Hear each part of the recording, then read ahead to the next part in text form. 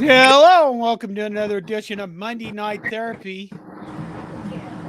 I'm here with Todd, my regular guy, and Andy Ketterson, who is with us, a special guest, and he's coming live from Tiger Tom's bar in what was it, Omaha, Jackass? Yeah, Omaha, Jackass. Oh, there's a comma there. Yeah, well, I meant Omaha, John. Oh, John Jackass. Yeah, it's close to the same thing. All right.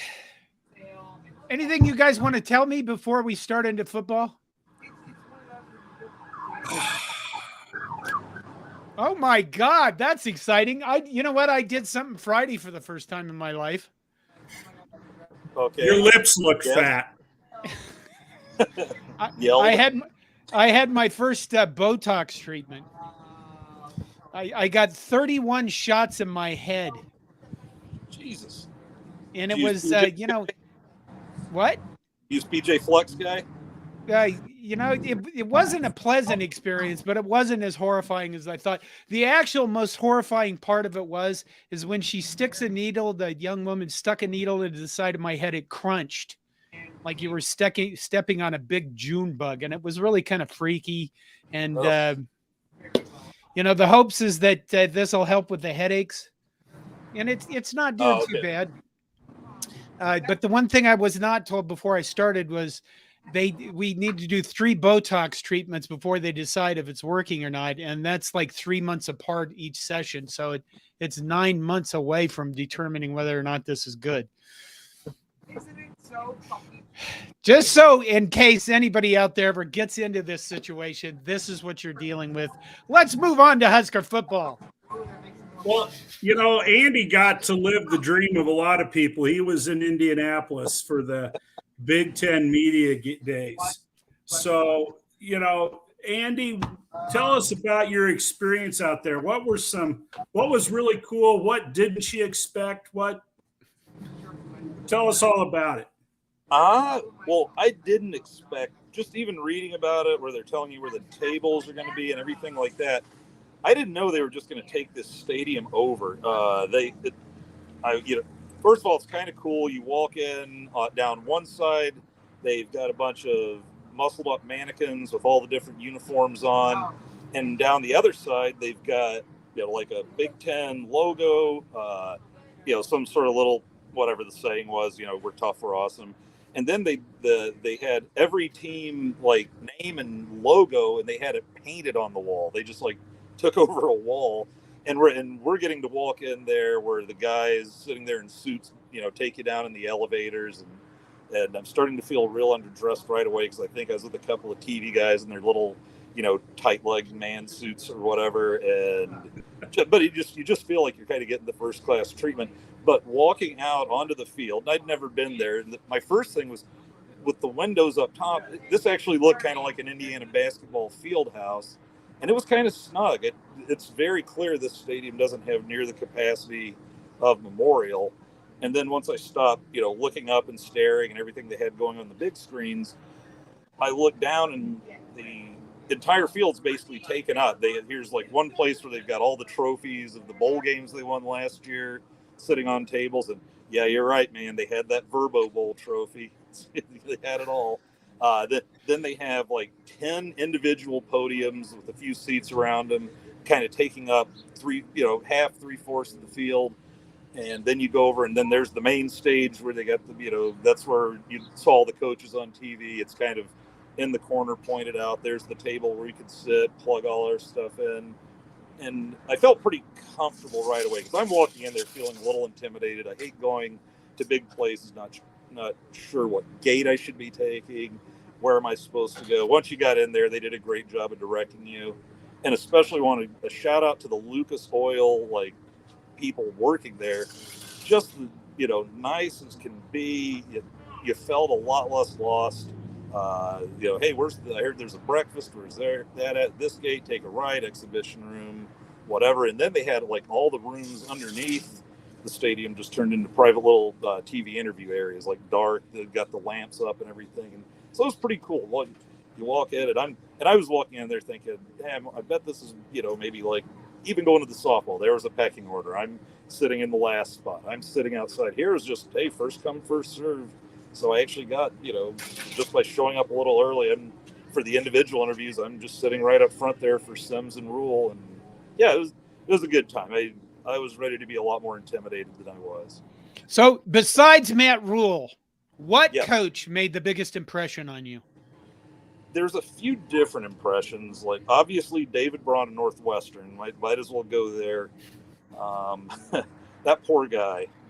Amy just wrote a really good article on how Northwestern just screwed him over. And I was reading that, and I'm going, that's the thought. That's what I was thinking the whole time. This guy, poor guy, was just by himself. He couldn't bring the players. But then it turned out the athletic director was there and just didn't bother to spend any time around him. He did one interview, I guess, but did it upstairs somewhere. And the Northwestern athletic director was at Big Ten Media Days and didn't bother to come down. Didn't hang around with his coach. Yeah. Ever. And he did an interview with Rebson or somebody like that. Yeah. It's like, and here's the thing. I did a little studying up on Braun before I got there. He'd probably been coaching since right after he played, I'm guessing. He started in about 2008. So he's been coaching for a long time, but this is his very first year in Division I, let alone a Power 5 school, and it's his very first head coaching job ever. And then it occurs to me, here's what Northwestern did. They just, because with half the assistants under a cloud right now, they picked the one guy on the staff who couldn't possibly be implicated in anything because he wasn't there. And it showed. He hung in there, but it's obvious he's a little overwhelmed. One guy asked him, like, hey, what's that new NIL deal going to do? How's the NIL deal going to benefit the team? Kind of a softball after most of the questions he was answering. And he goes, I have no idea. I'm still learning that part of it. I mean, this guy's learning how to be a head coach, and I guess Rule could actually sympathize because this is comparable to what Rule walked into at Baylor. I guess he hasn't lost players yet, but he might. But yeah, he stuck out. The guy who, and this sounds strange, that kind of turned me around on him because I was never a big fan, but he came off to me as like likable. One of the few guys that actually seemed to enjoy being there was James Franklin. That guy has some charisma and was ready to answer. And granted, he's probably happy. Like, I've got no scandals. This is going to be easy, but somebody else is taking the shit. Oh God, yeah. Kirk Ferentz, he looked pissed about everything, but he had to be relieved. It's like, hey, you just coughed up another $4 million for a racial discrimination suit. Not your first. And he probably would have had some tough questions, but they let him slide. Harbaugh was Harbaugh. Real quick, they got him on one because he was ready for the suspension talk. He does the old, I can't talk about it, the lawyers, this and that. And but he had to throw in there, but I know in my heart I did nothing wrong, and I wish I could tell you all about it, but I can't. Well, a guy at the very end hits him with this question. It didn't even seem to be a big deal. I just don't think Harbaugh understands NIL. And he goes, hey, your NIL, your collective did a one more year thing to raise money to keep 4 of your guys around from the team last year, and one of them was Blake Corum. And you'd have thought by asking, he goes like, how do you feel about that? And you'd have thought they'd asked him, hey, we caught one of your boosters shoveling money at people. He stammers for almost like 8, 9, 10 seconds. He just goes, I looks around a little, and then he just finally comes back with, well, we're really happy with what our collective does. Everybody loves having so-and-so around, some player I'd never heard of.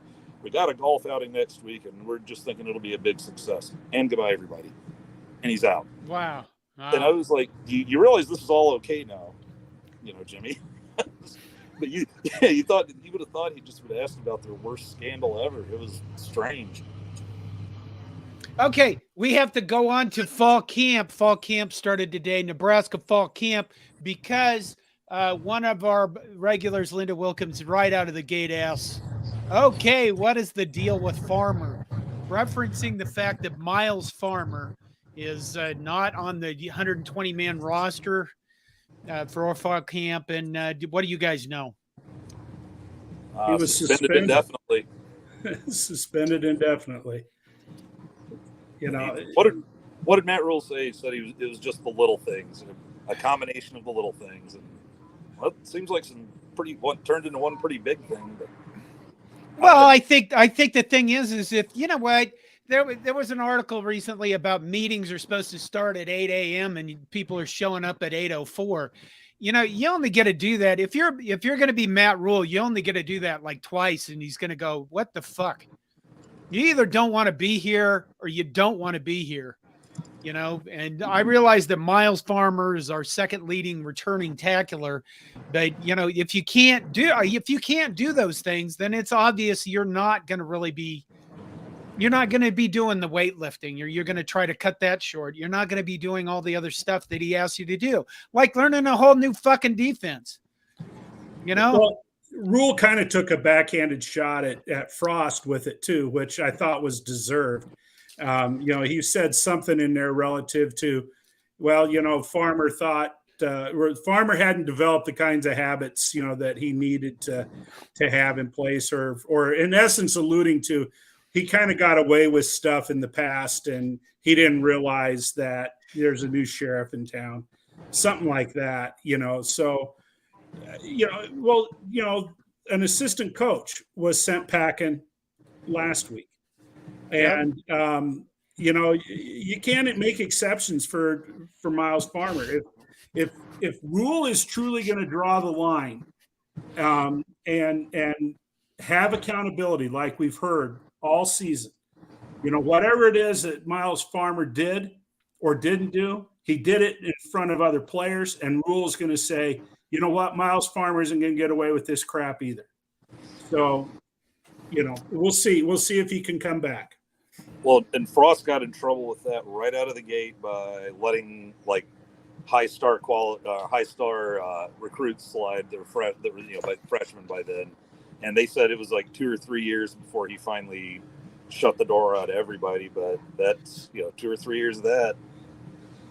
It's tough to get out of that. And Luke Reimer, he referred to the weeding out process in his interviews where he said, hey, you had some guys that didn't like it or took some time to get used to the way he ran things. And then he goes, it's not for everybody. And it kind of, he seems like, hey, the friendliest, nicest guy. Well, you can do that and you can stick to your guns too. And it sounds like they're challenging him right out of the gate and he's letting him know. Because right now we might be going into Minnesota without our 2 starting safeties. Because Buford's not ready for practice yet. Yeah.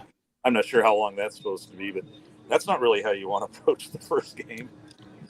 111 Jimmy says he's got time blindness. He. Have you guys heard of time blindness?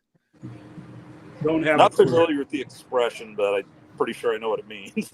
Okay, well, apparently it's some people are claiming they have time blindness when they show up to everything late, and it's like having a cognitive disability.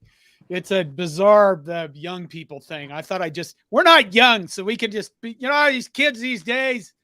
You want to play football? My wife's not young, and she has time blindness. Todd will be getting hit from a bat from behind during the show. The other one that came up though today that I think is worth talking about is the wide receiver from Baylor, Fleeker. Fleeks. Joshua Fleeks. Yeah. Comes in overweight and they send him home. I think that's awesome. Yeah. How do you not? And Josh Fleeks played for him. He's the one guy that played for him and is like, oh, I don't have to worry about my weight.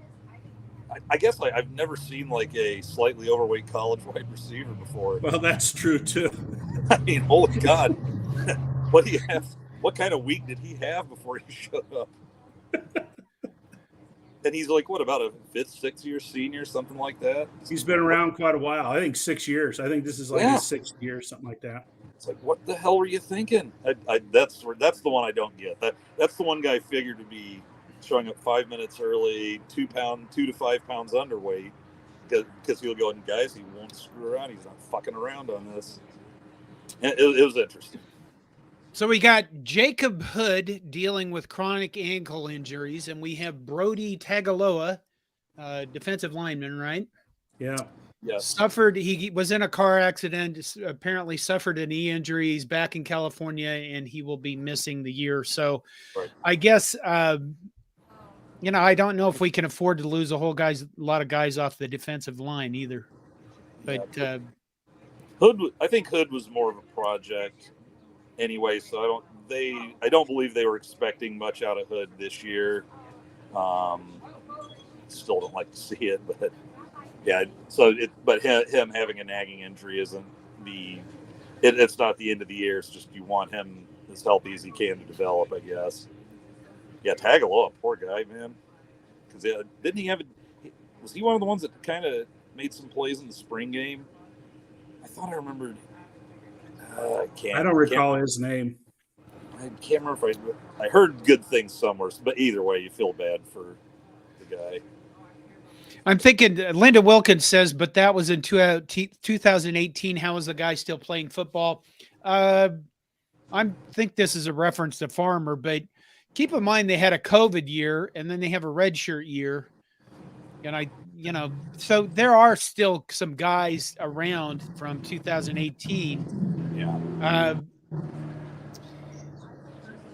I had a thought and then their truck went by. Truck went by. What are you, a Labrador? It's like, and then the other squirrel. Yeah, I am kind of. I get lost by shiny things happening, flying out of nowhere and shit like that. Right. The other thing that people were informed of, paying attention to like Twitter and social media, people appeared to be upset that Nebraska only has 10 seniors. And that 107 of the players on the team are freshmen and sophomores. So what do you guys think of that? How many? Because I was going to say there's probably a lot of juniors who would be seniors. But, yeah, I don't know. 107? How many? I think so, yeah. What did they? Well, it's 100. I think they're limited to 120 now. It used to be 105. Now it's 120. But 107 of them, freshmen, sophomores. The other thing I saw that was very interesting to me was Matt Rule made a reference to Tom Osborne and how he does practice repetitions. And so he said every player got 40 reps. In other words, everybody got 40 repetitions for doing their stuff, which is what you're going to need if you're going to have young players trying to take the field and get their shit together right away. Right. I mean, hell, even when I coached soccer, we were, I had other coaches teaching me how to coach, and they were always make sure you do not have drills where players are just standing around watching other players, because you only have X amount of time to do this. And if people are doing drills where they're standing around, they are learning nothing.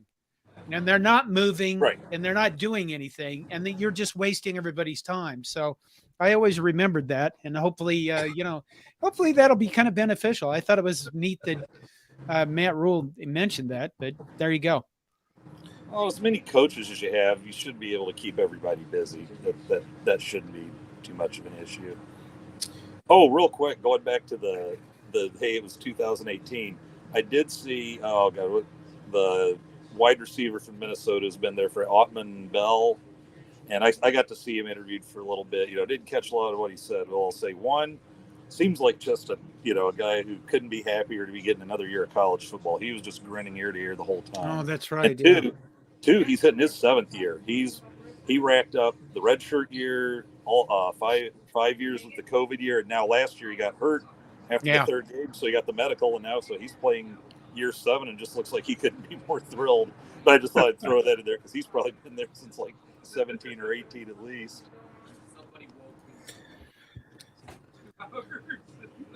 Did we miss anybody that didn't make fall camp that we expected to?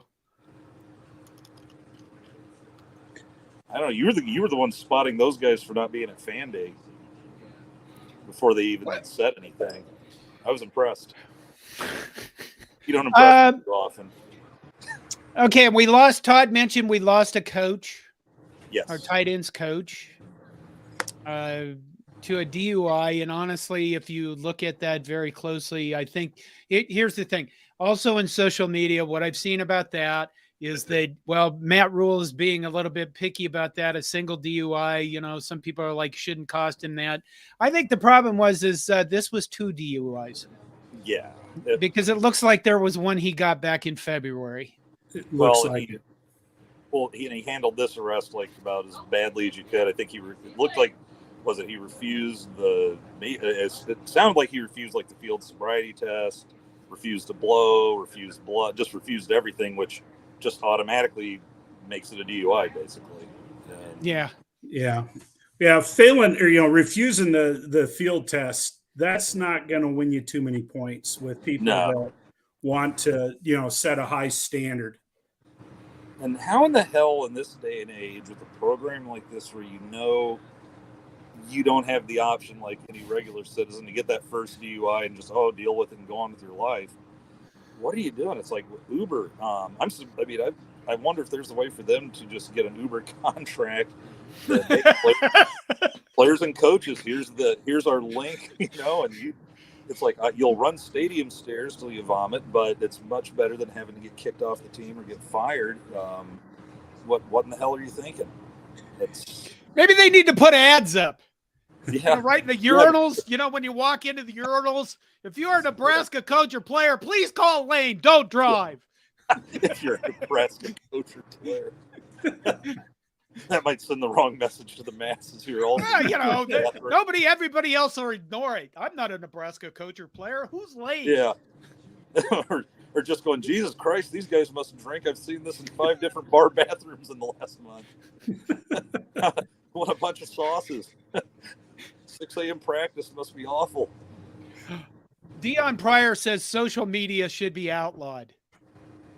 Just throwing that out there. But then what would we bitch about, Dion? What would we bitch about? I mean, we'd have to actually look up shit, find it, make an effort to bitch about things. And where would we bitch about it? Yeah, exactly. Social media. We have to call people on the phone. Andy has Tiger Toms. I just sit here in my house and my whole family's like, why don't you shut up? Are you talking to yourself again? You're not actually doing a video this time. You're just down there blabbering. Yeah, John. So, okay. That's kind of what they tell me in Tiger Toms. I like what MK has to say. You suppose Wagger had enough Fleck bucks, to get himself out of that DUI and just didn't use them? I tell you what, man, PJ Fleck was 100% on brand. I mean, he's one, good coach, and just, nobody loves PJ more than PJ. And he nailed it right out of the gate. Like the first, well, he also, his you know what I'm about to say. His little scandal is just breaking that morning. Like literally he takes the stage, and 30 seconds after he takes the stage, the ESPN alert about his potential scandal pops. And I'm like, well, gee, I wonder who just did an interview in one of the side rooms there. And then, so he tries to do it. David Braun did a great thing, by the way. You have 15 minutes for questions, and you're just supposed to make a couple opening remarks. And David Braun, probably anywhere from 10 to 12 minutes of opening remarks. That means you're not going to take too many questions. Well, PJ's doing the same thing. I see him, going into the stall, the four corners of Big Ten media days. And PJ, the first question he gets, the guy's dice, he goes, PJ, how are you doing today? Feeling elite. And I'm like, God, what an ass. Yeah. Only PJ Fleck, feeling elite. And so the picture I had of him, I was like, feeling elite Billy Ray, looking elite Lewis, just a jack. I need to come up with a t-shirt design around elite. Todd, somebody's stealing your thunder here with the next question. Well, that's what I wondered. Fred and I tend to be on the same page quite often. And so it's time to report back. Andy, did you give him a standing O? I did, as tempting as it was, I did not give him a standing O. Just to give this some background, Todd, everybody there, I think it was Todd even came up. I can't remember. Maybe it was John goes, hey, give PJ, because, PJ makes his players give him standing O's. And I think it was John, texted in our Slack chat room, Andy, stand up and give him a standing ovation when he walks up. I'm like, haha, that's pretty funny. Yeah. Then Todd goes, "Hey, I'll get you all the beer you want to drink," which would have had to been transferred into Sailor Jerry bucks. He had all of that and all the buffalo wings you can eat. And I was like, "Uh-oh, shit just got real." The one thing that might tempt me to throw, right now, because my first thought was like, well, I don't want to get disinvited my first day at Big Ten media days, because who knows what PG will do if he gets his little butt hurt. But then he throws in all the wings. I'm like, God, trade off. At the end of the day, I didn't do it. Apparently, it wasn't a unique idea. I think it might have been Chattel saying, yes, somebody should have given him the standing ovation, but no, I chickened out. I did not do it. Well, this is one reason why I'm not going to credential myself, because whatever filter I've had in the last few years is worse than it's ever. I used to have somewhat of a filter. Come on, you son of a bitch. You didn't 2 or 3 years ago. We met the one night, spent the whole night screaming your head off, and I thought you'd calm down a little. I even warned Miley. It's like, hey, he yells a lot, and then you were fine. No, the filter may be off, but it's quieter. Yeah, I can't pump the air out as much. That's the problem. It's not a continuous, the heart can't pump as well as it used to. Okay, what else we got? We still got 30 minutes left. I have a question for you commenters. Here's the thing. CornNation, we're trying to get geared up, and we need to start writing football articles. There's your standard 5 players I want to see kind of stuff, 5 players I'm excited about. I'm going to have, let me go back, open up I have a mind map ready for a video I'll be doing hopefully tomorrow called "The Biggest Question I Have Going Into the Season," which I'm not going to bring up right now. But for commenters, what do you guys want to see for articles? What are you most interested about? Are you interested in us actually speculating on depth charts and things like that? Or do you just, I don't know. I'd like to see some ideas and comments about what kind of content you want in the next month, because we do have a month. Not a full month before football season, but, a strong month. I guess it is a full month. So, let that go in there. It's funny. You mentioned depth charts there, and I did like a post-spring, way too early wild guess depth chart or something like that. And I was doing that depth chart, and it just occurs to me, the depth chart's like 30 years out of date. There's this package and that package and this situation.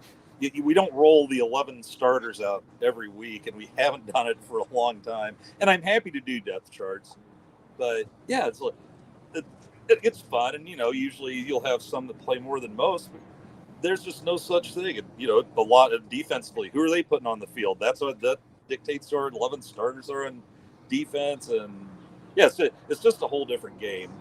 So I don't know. Does anybody want to do like 5 different depth charts for each different formation? And I don't think you can keep track anymore with depth charts, but yeah.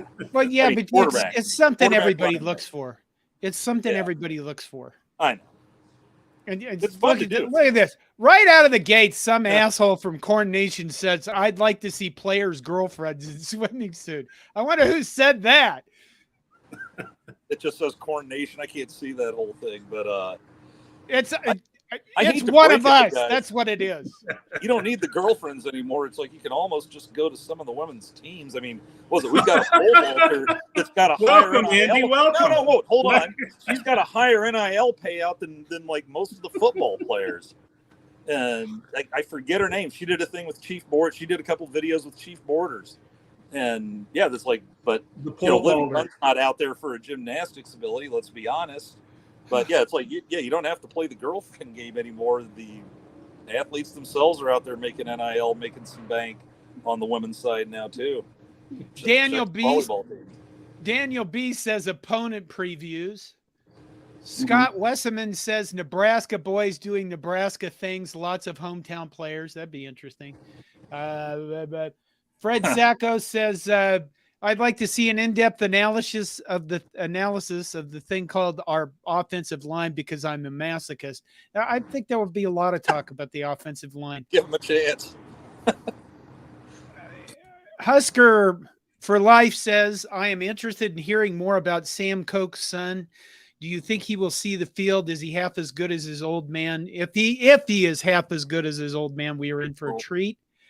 And on that one, I'd say they expect. I mean, not this year, but I think they expect him to see the field because I believe he's not a walk-on. I thought he got a scholarship offer.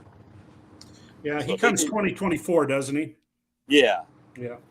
But yeah, but I mean, if they're giving a kicker a scholarship, they're 100% expecting him to be the starter at some point. They still got Buschini, so if he's going to beat Buschini out, holy moly, But like I said, I think he's 24. So, and I think Buschini's a senior this year, isn't he? I thought he was a junior. He's just a junior. Yeah. So he'd come. They'd be together 1 year, but I don't think anybody. But I understand he can boot it. So we'll see. Okay, Fred, in terms of the offensive line, one of my, I use mind maps to do my ideas for my videos before I start scripting some of them. And here's what I have for a starting offensive line. Left tackle, Teddy Prohaska. Left guard, Nuruddin Newili.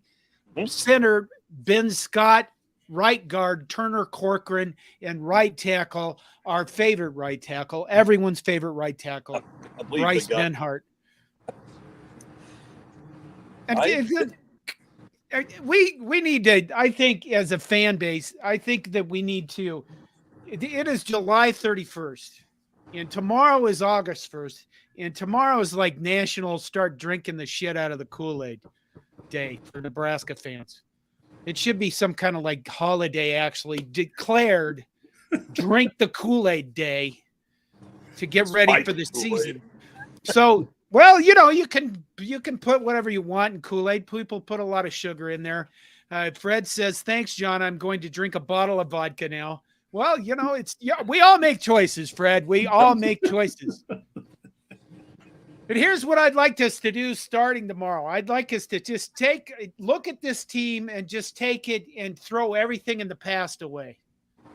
Throw it all out and just start out and take a cleansing breath when I say Bryce Benhart starting right tackle. Just say, okay, because he's got a whole new structure around him. He's got a whole new strength and conditioning staff. He's got a whole new, well, he doesn't have a whole new offensive line coach, but the whole thing has changed. He's got whole new expectations.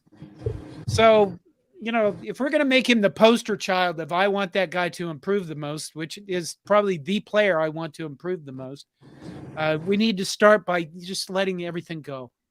Let it go. There's a song like that, isn't there? You thinking of Let It Be? Oh my God. The Disney song. My God, the Disney song. The Disney song? Jesus Christ, man. Well, tell you From Frozen. Let it go. Yeah. Let it go. Let it go. That sounds like. Are there more words? Yeah, there are. I just wanted to want to build a snowman, and that ain't gonna work in July.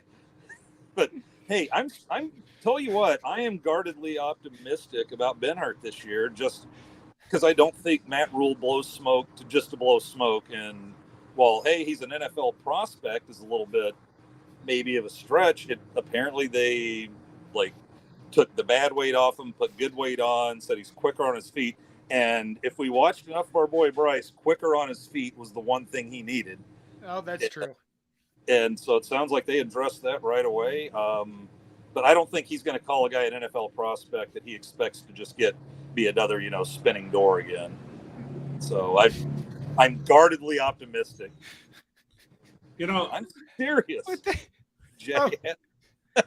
Here's now that we're kind of talking season-y stuff, I kind of like what Brian has to say. Brian Hula, curious to see if they can make halftime adjustments that will help win games instead of lose them.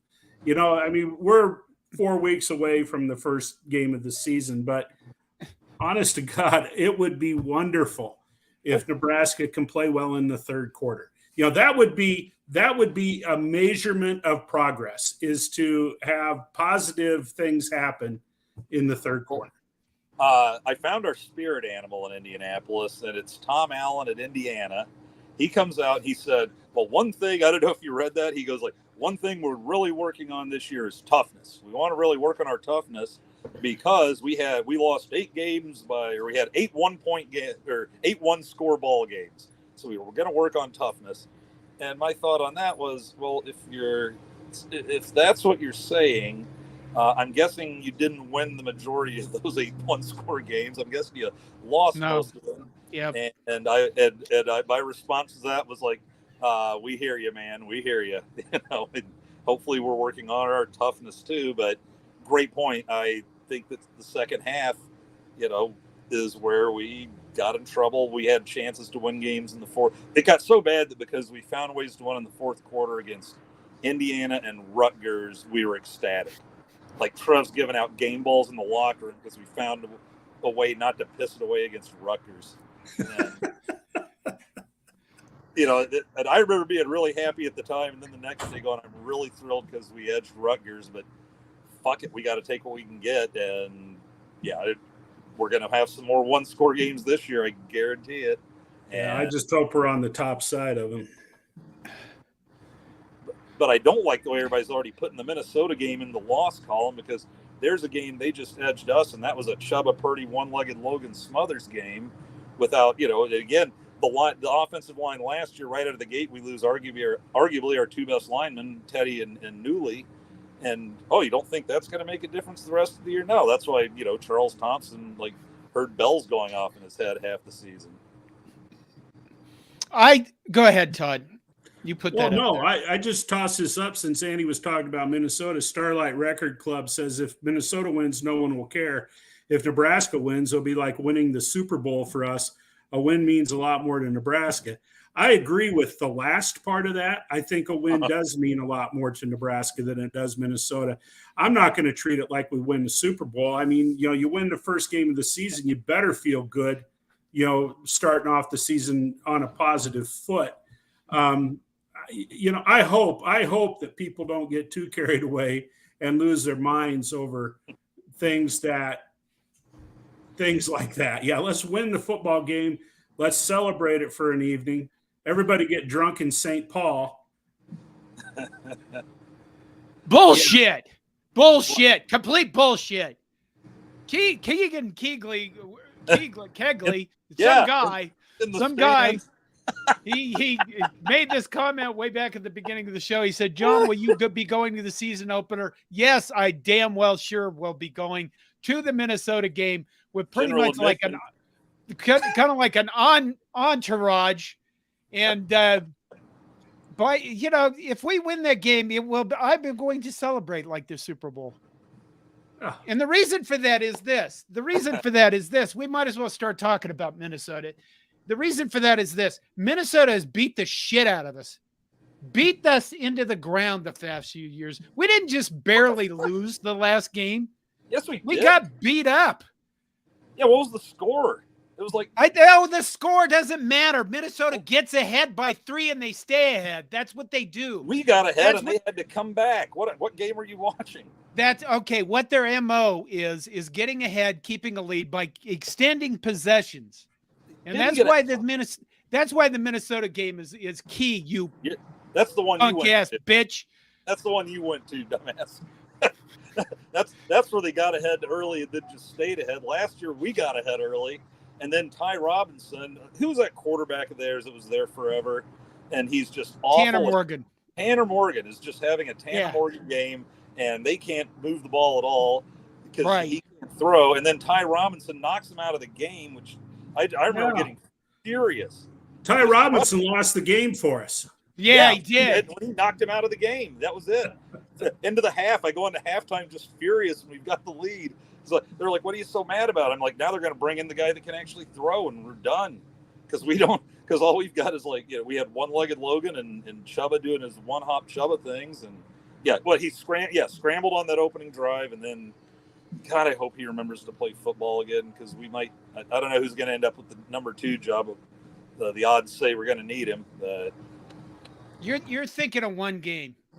Minnesota's MO is getting the lead keeping the lead, extending possessions by physical play. And that's why the Minnesota game. I just said that 2 seconds ago, games ago, exactly what they did. Blah, blah, blah, blah, blah. You talk. Ah, shut up. I don't need to. Minnesota is the most important game of the season for two reasons. Right, it is. And it sets up well for Nebraska because Minnesota typically does not get off to a very fast start at the start of the season. Right. No, that's true. That's true. So, when it comes down to picking wins, I'm picking that one for Nebraska. Yeah. You are? Yes, I am. I'm not. Do you know why? Tell us. Good thing I'm not sitting by you then, because I would just pummel the hell out of you. Yeah, well, it's still July. Tomorrow's the day you start drinking all the Kool-Aid, you fucks. I'm not drinking any Kool-Aid. I think it's legit. I think they got a legitimate chance to beat them. I think that our offensive and defensive lines have to show us they can play football against Minnesota for 4 quarters before I can pick that as a win. And I think that's true for a very large percentage of Nebraska fans. That if we go to Minnesota and we win that game, if we win it by 10 or more, then everybody's just going to poop themselves. There's going to be mass and the emergency rooms across the state will be filled. What a bizarre reference. Poop? Yeah, people in poop. Just Anyway, go to the emergency room. But need a better analogy. If we can win that game by being more physical, if we can win that game by being more physical than Minnesota, then you look at the rest of the schedule. That bodes well against Illinois. Yeah, Brian Hula says it. John is not ready to love again, and I'm not. I want to know what love is. You're gonna sing okay, that? Whatever. What love is. Attaboy. They were playing down at Harris Casino last night. That's an Air Supply song, isn't it? No, I don't know. No, was it Foreigner? it's not Foreigner. Oh, Foreigner. Well, Air Supply, we could hear it from my deck last night. Well, let's throw everybody our fucking walkers now if we're gonna admit we're that old. No, dude, totally Foreigner. Damn right. Who's got some more like 1976 trivia? Yeah, Fred Sacco says it best. John wants you to show him. That's it. That's the next line. Okay. Minnesota, I think, here's the thing. If you go out on Twitter, like I think it's Go Big Redcast, one of the other podcast people, did a poll, and they have 50,000 votes from people, and the overall poll voted that Nebraska would go 10-2 this season. Yeah. Now I think that's a little nuts. That's a little crazy. That came from out of state. I don't think anyone in state's going to do that. Not with the no way. And with 14%, 10-2. They've still got a fresh flag on the porch in front of the field every year. But man, I don't know where that came.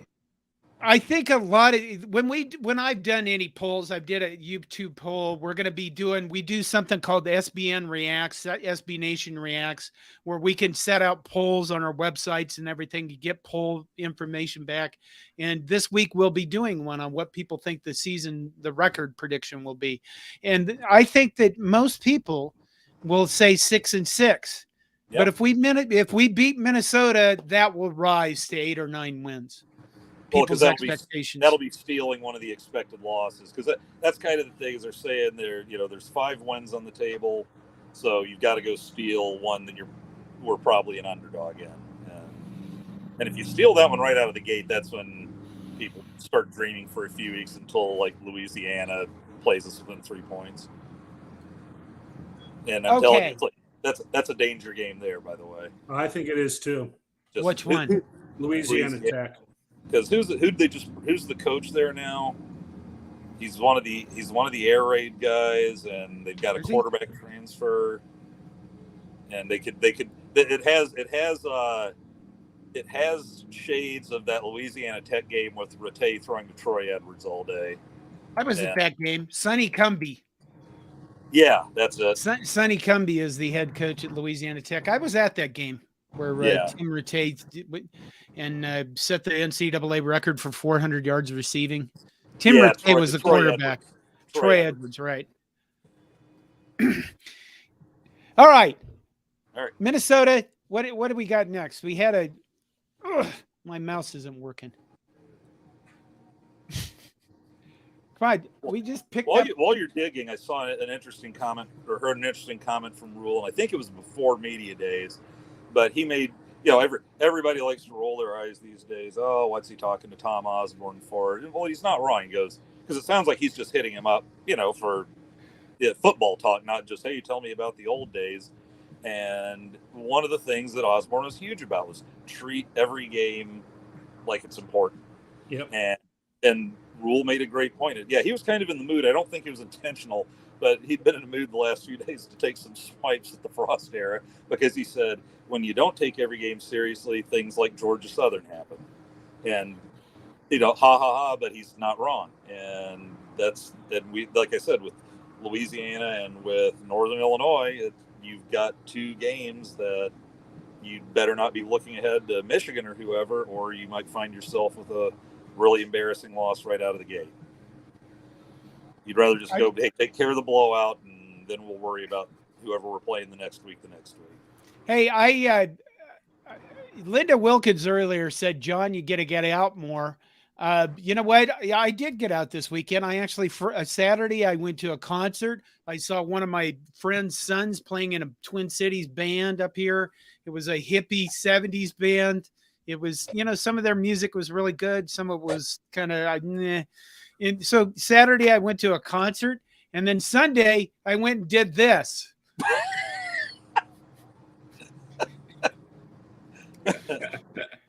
that is We've got our own meme now. We've got our own meme template. That is me on a roller coaster, getting ready to take off on a roller coaster where it, shot you up into the air and you hung there for a while, and then you come back down and it shoots you up and you hang like, and my heart rate, I was looking at my watch. My oldest son is standing next to me. I'm measuring my heartbeat, and it's like 155 before he said, would you knock it off? You're just going to make it worse. And then my daughter took a video. And in the background of the video, she took a video and she clipped that photo out of the video. But in the background, she's saying to my youngest son, who's standing next to the roller coaster, Dad's going to die now. So, I got out and I had a good time. And there you go. So nanner, Linda. Okay, let's go. Wait a minute. We got some more starred comments. Linda Wilkins also says, now just moving your feet is now considered an improvement. Well, this is in reference to the offense. He doesn't deserve this. Listen. Moving your feet is it's the most important thing an offensive lineman can do. Yep. Because it's all about leverage. And if you don't get your footwork right, the other guy, this is why Ndamukong Suh was so dominant. Oh. Because he was explosive with his feet. He was and he was strong as hell, but he knew how to get under people, get them into their leverage, and just kick their ass. So, in the Minnesota game, just go back to the Minnesota game in the offense. I want to see two things from the offensive line. Let's see where the camera is. Two things from the offensive line. I want to see our right tackle, whoever is the starter, beat the shit out of people. I want us to run to right and gain yardage, 3.5 or 4 yards every time we run to the right. That's the goal for the Minnesota game.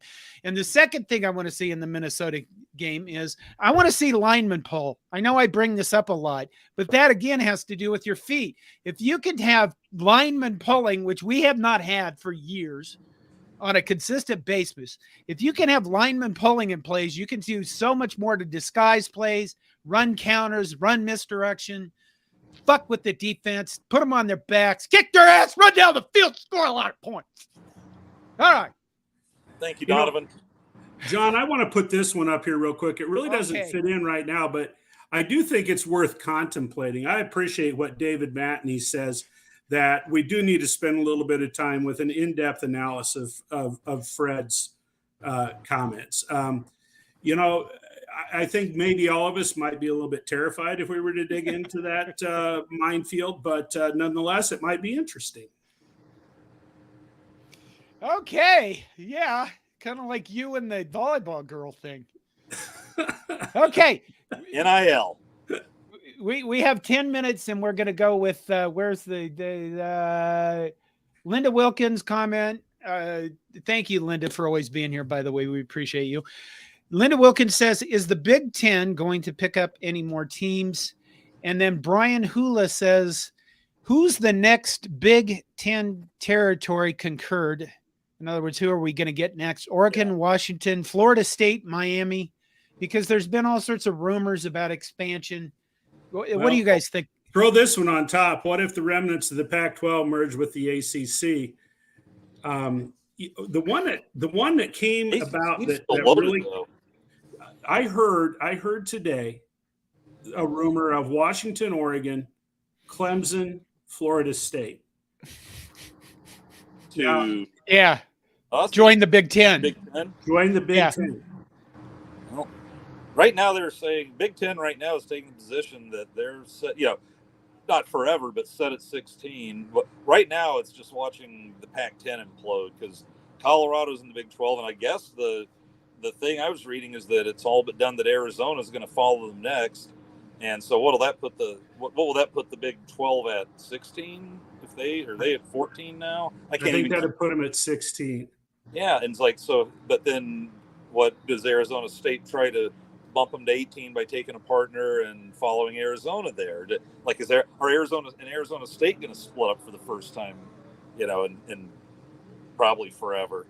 But it sounds like now that the Washington Oregon thing, if they both split and took the Pac-12 back down to the Pac, I guess it'd be about the Pac-8 at this point. They were saying, and then you got Washington and Oregon. Are you now looking for people like, I don't know, did Boise didn't join the Big 12? Did they? They're still in some. Are they looking for some of those remnants on the western end, kind of like the Big 12 did in the Central and East? Or is the Pac-10 looking to do that to stay around, or are they just going to, drift away altogether at that point? It's crazy. We're in another crazy. I don't think any of this shit's going to happen, and I'll tell you why. I'll tell you exactly why. The Big Ten, universities and Pac-12 universities, when you look at their leadership, they have to deal with something that the SEC doesn't have to deal with and the Big 12 doesn't have to deal with. And that is, if you are a university president in the Big 10 or the Pac-12, you have to fight with your academic side, right? Because you have an academic side to your university and you have an athletic side to your university. In the SEC, if the academic people try to put up a fuss to their university presidents, everybody tells them to go fuck themselves. Right. All right. And the Big 12, the same thing. In the Big 10 and the Pac-12, you can't be a university president and just, ignore the academic side of your university. And that's why I think that when you look at all this expansion, it's not going to happen unless it's forced. And the reason why is because they're bringing in USC and UCLA, and that's going to make massive, massive issues with scheduling. How are we going to fly people across the country, across 3 time zones, and exhaust our student athletes, in quotes, exhaust our student athletes? Because, football, we got 12 games. Basketball's got what? Baseball's got 40, 30? So you're going to move these athletes all over the place, and then you're going to say, yeah, they're still student athletes. You have to take in mind their well-being and if they're going to be exhausted by this. And that's why I think you can't just bring in more teams that are across the country just to say, oh, we brought in more teams across the country. There's a bunch of money in it. You have to be aware of how you're going to handle the logistics before you just bite off that big chunk, because you're going to have to chew it up. And there's a food reference. I don't know. Quick question. But can we really talk about, hey, we better deal with the logistics after we just picked up USC and UCLA? Doesn't that really that kind of takes the logistics question off the table for everybody else? What do you mean? Yeah, but they have to figure it out. Yeah. They have to figure that out. But they can't use it as an excuse now, because it's like, hey, you've got a coast-to-coast conference now. So you can't. Yeah, but they can't just do that. Like if you're going to do a small bit of it, you can do a small bit and then expand later after you figure it out. But it's almost like the Big Ten, by picking up those two, have put the other conferences in a position that they can't use that as an excuse. When we literally are going to have years where USC or UCLA is going to go to Rutgers or to Maryland. I mean, holy crap, they're going to be making the bowl trips to the South each year look just short and like nothing by comparison. I just wonder, it's like, that was kind of crazy that USC and UCLA, they must just have been, I don't know, the money just must have been too good to turn down. It's like, yeah, who cares about the travel? That's going to be a drop in the bucket with the, $80 million a year we're getting in TV money or whatever. By the time they join, it'll probably be more than that. So now it's just a matter of, hey, how many weeks a year can we fly our guys 2,500 miles for a road game? That is the logistics, but obviously USC, UCLA, and the Big Ten have said we can make it work. And we're talking football, but the other sports are going to be negatively impacted with all the midweek games that they play with the travel and stuff. And to me, it makes no sense at all. But it is what it is. It's the reality that we're put it this way. Put it this way. The reason they picked up USC and UCLA is those are the two schools probably out of the entire Pac-12 that are more sports crazy than the rest of them. Yeah. Okay. Because at Stanford, if you would have tried to do this, the academic people probably would have gone ballistic. No, don't sell Oregon short. Yeah, I was going to say. Well, that's true. Phil Knight's not going, I can't. You think I can't write that check, motherfuckers? And Cal couldn't have made this. Cal Berkeley couldn't have made this move because, again, their academic people would have gone through the roof. So the academics do play a part in some of these conferences. They just don't play as much in like the SEC. Wow. My favorite future Twilight Zone moment is when USC likely, or possibly UCLA, heads out to the Rose Bowl as the Big Ten representative. That's when everybody will be just, everybody over the age of like 35 will just going, what the fuck am I watching right now? Hey, it's USC versus not California, but Oregon. USC versus Oregon in the Rose Bowl. And it's like, hey, let's all fly down the coast to watch to go play a Big Ten team from LA in LA. That's just where it's gonna get like Marvel Universe weird. Okay, let's see. Fred Sacco says maybe we can dump our nerd team Northwestern for Pac-12 nerd team Stanford. They may wear plague masks, but not purge masks. My man. Boom. Well done. Well done, sir. We salute you. Wait. Here's one that I think makes sense. If any of it makes sense. Panfilo 2 says, do you think Big West teams will benefit from West Coast teams joining the Big Ten due to having to cross one less time zone? Well, yeah, to an extent. But it's still, huh? It's not just Pac-12 after dark now, baby. It's going to be Big Ten after dark.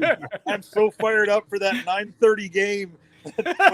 when I showed up to start throwing them down, for the 1 o'clock kickoff, or the 11 a.m. kickoff, but I've tried not to break that record. I've already done it twice, 11 a.m. through the Pac-10 late game. That takes a lot out of you on Sunday and Monday. But no, I am so fired up for Big Ten after dark. But that's always been one of my favorite things. My gambling idiot friends who don't even care about those games love the Pac-12 because they can always catch that game, throw a bet down at 9:30 at night. And for the sickos, that Hawaii home game that's on at midnight, that's when you find out who really loves to gamble. Yeah. But I can't stay awake that late. No. Two things I was the most fired up for: Big Ten after dark and the CBS. That's my favorite TV music. Let's go. Let's do this. Bet. I am fired up about that. I can't wait for the first Nebraska. I want to bring one more thing up. I know we've hit an hour, but I'm going to bring up one more thing. You remember during the pandemic for baseball, they did pods? Yeah, that rings a bell. Do you think they could do that for scheduling? Got the feeling they already are, kind of. Yeah, I think they kind of already are. But if they expand beyond what they are right now, if they add 2 more teams or 4 more teams, I think they're going to have to. I just don't see. I mean, hey, they're already making a mockery out of the student athlete. Yeah. Well, hey, but you're throwing the money at everything like a pro sport and have been for 40, 50 years. What's the change now? It's like, all right, let's make it a pro sport. Let's let the players make some money and let's do this. Well, the number one female influencer in the NCAA, she doesn't even go to classes anymore. She takes all of her classes online because she can't go to class because of all the slobbering middle school and high school kids that are skipping school and hanging out on campus. Yeah, or all the like 65-year-old guys trying to riz on her in Omaha. Some of that stuff was hilarious. Look, at the College World Series, some of those videos are just downright embarrassing. It's like, okay, I get all the guys from age like 15 to 22 sitting there trying to get through security and everything, but hey, dude who wore his like best golf shirt to the game and it has his Top Flight hat, trying to chat up Livy. It's like, hey, that's everybody knows, man. That's just a smidge. You're not trying to offer fatherly advice, guy. Okay. Wow. Glad you did that. I was just gonna say pod scheduling when I mentioned pod scheduling to bring us back from the abyss. Pod scheduling is where they have a group of teams meet in one place and they play a whole lot of games at one time. Yeah. So if you remember the pandemic, what they did is, like, for example, Minneapolis, they had Big Ten baseball with a pod, and they played a bunch of, they had like 4 or 6 Big Ten teams that all played each other over a weekend. And, that might be interesting to see what they would do with that. But, I don't know. But yeah, everybody considers football when they consider expansion, but they're not considering like volleyball, like the midweek games, baseball, midweek games, you generally play close to you. All the other sports, it's going to be wild. I knew when I saw, we're at 16, I knew they were basically going to do, pods. And the one thing I knew is we're getting USC or UCLA 100%. We're getting Iowa. And then to me, it was just a matter. So who else do we get, Minnesota or Wisconsin? And then I think it was Minnesota, right? It's Minnesota that we have both those years. Yeah, I think so. Yeah. Well, in Iowa. So So there was, well, no, that's what I said is I knew we were getting Iowa. I knew we were getting UCLA or USC, and we got UCLA because we were the farthest west. You knew we were getting one of those two both years. And then it was just a matter. Is it going to be Minnesota or whiskey? And I'm kind of happy it's Minnesota. All right. I think that's going to do it because Todd's tired.